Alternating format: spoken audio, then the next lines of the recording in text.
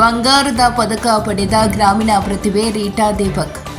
ಚಿಕ್ಕಮಗಳೂರು ಜಿಲ್ಲೆ ತರೀಕೆರೆ ತಾಲೂಕು ನಂದಿಬಟ್ಟಲು ಕಾಲೋನಿ ಗ್ರಾಮದ ನಿವಾಸಿಗಳಾಗಿರುವ ವಿಶ್ವನಾಥ್ ಮತ್ತು ಸುಮಿತ್ರಮ್ಮ ದಂಪತಿಗಳ ಪುತ್ರಿಯಾಗಿರುವ ರೀಟಾ ದೀಪಕ್ ಪ್ರತಿಷ್ಠಿತ ಬೆಂಗಳೂರು ಉತ್ತರ ವಿಶ್ವವಿದ್ಯಾಲಯದ 5ನೇ ಘಟಿಕೋತ್ಸವದಲ್ಲಿ ಬ್ಯಾಚುಲರ್ ಆಫ್ ಸೋಷಿಯಲ್ ವರ್ಕ್ಸ್ ವಿಷಯದಲ್ಲಿ ಅತ್ಯುತ್ತಮ ಸಾಧನೆ ಮಾಡುವ ಮೂಲಕ ಬಂಗಾರದ ಪದಕ ಪಡೆದುಕೊಂಡಿದ್ದಾರೆ.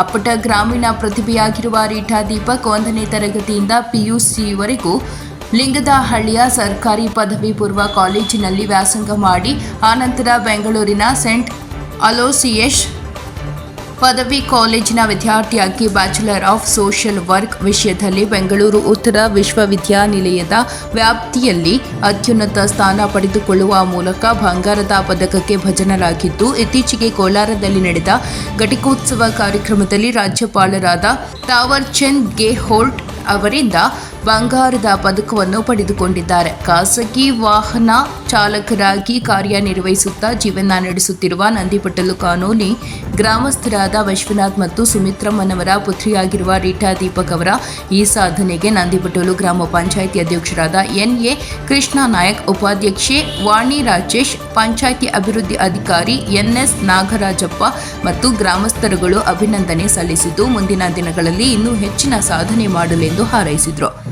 ವರದಿ ಪ್ರದೀಪ್ ಹೆಚ್ಚಿ ತರೀಕೆರೆ.